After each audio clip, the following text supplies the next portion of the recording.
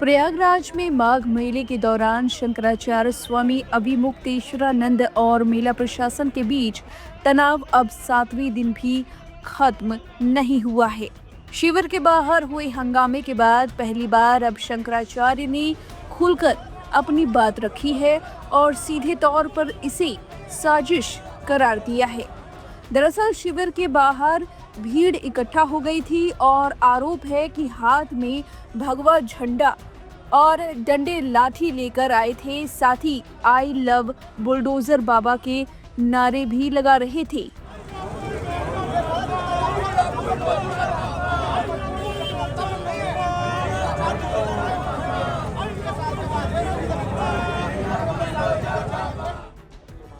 इसी पर स्वामी अभिमुक्तेश्वरानंद ने शिकायत भी दर्ज कराई है और इस पर उनका बयान भी सामने आया है।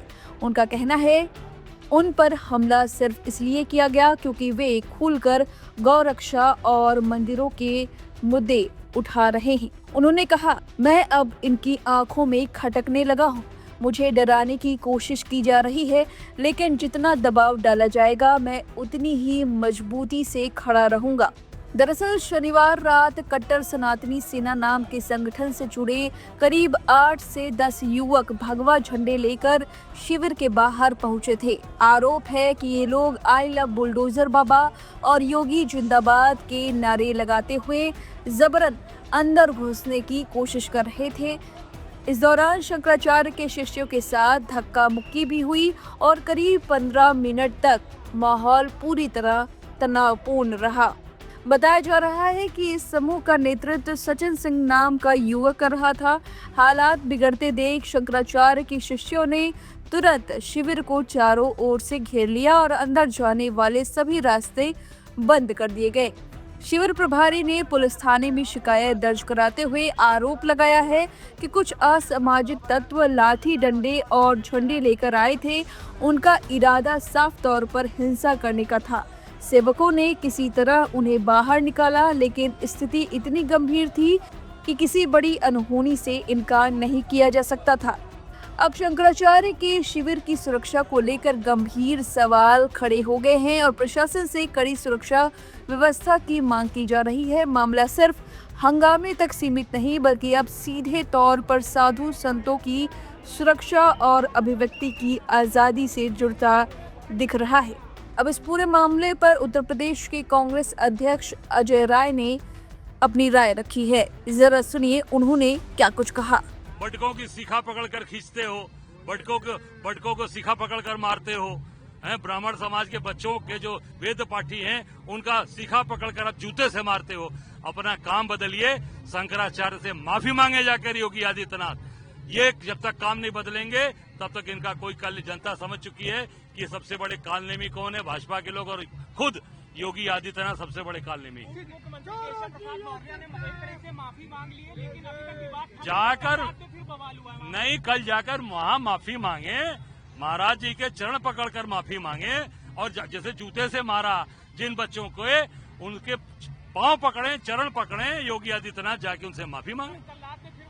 ये तो बवाल कराने वाली पार्टी है। उनका बस चलेगा तभी यहाँ भीड़ में ही बवाल करा सकते हैं। शंकराचार्य जी के सामने बवाल करा रहे हैं। माता अहिल्याबाई होलकर की मूर्ति तोड़ दी, उसको भी छिपा रहे हैं। ये सारी चीजें केवल ढकने का काम हो रहा है, पर जनता समझ चुकी है। बुलडोजर, तुम गरीबों का बुलडोजर से मकान तोड़ रहे हो, लोगों के घर तोड़ रहे हो, दाल मंडी में लोगों के मकान तोड़ रहे हो। दाल मंडी में दोनों हिंदू मुसलमान दोनों रहते हैं। इनको समझ में अभी 1.5 लाख से झूठ बोलकर फर्जीगिरी करके मोदी जीते हैं ना। इस बार देखना 2029 में 5 लाख वोट से हारेंगे चुनाव। नहीं, नाक की नहीं, अरे भाई शंकराचार्य के सामने जाकर दंडवत करिए। वो हमारे शंकर के रूप हैं और एक पीठ के शंकराचार्य हैं। उनसे नाक की कौन सी लड़ाई है? उनके सामने तो हर व्यक्ति दंडवत करता है, प्रणाम करता है। जाके माफी मांगे, वो माफ कर देंगे। हालांकि कुछ ऐसे संत हैं जो शंकराचार्य का विरोध कर रहे हैं।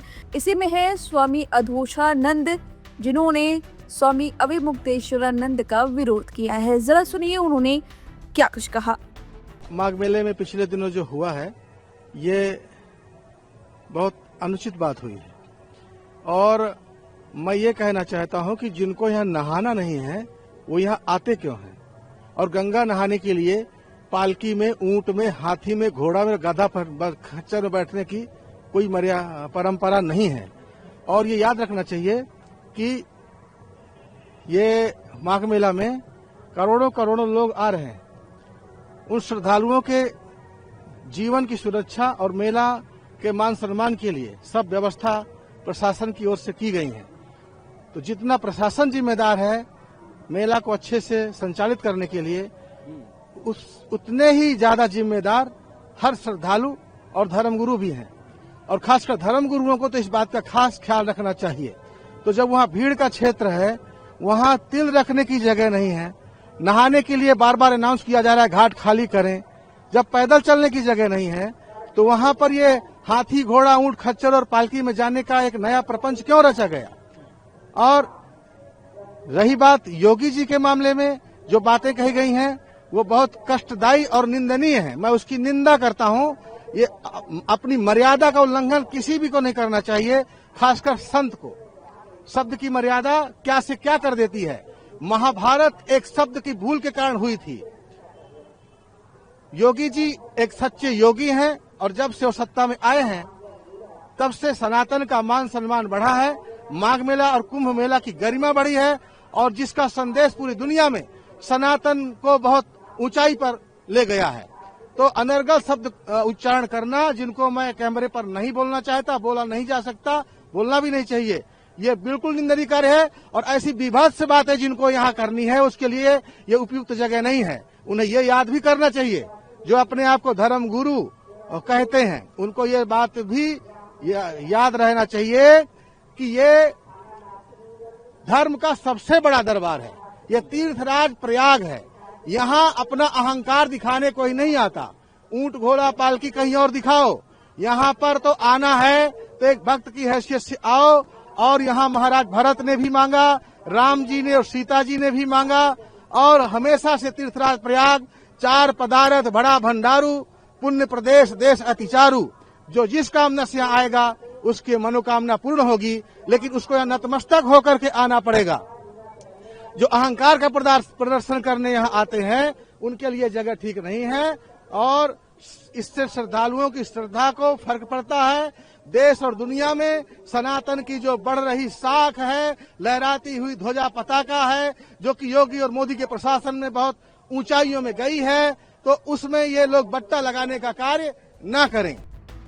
अब फिलहाल इस खबर पर आपकी क्या राय है, हमें कमेंट करके अपनी राय जरूर दें। बने रहिए लाइव हिंदुस्तान के साथ।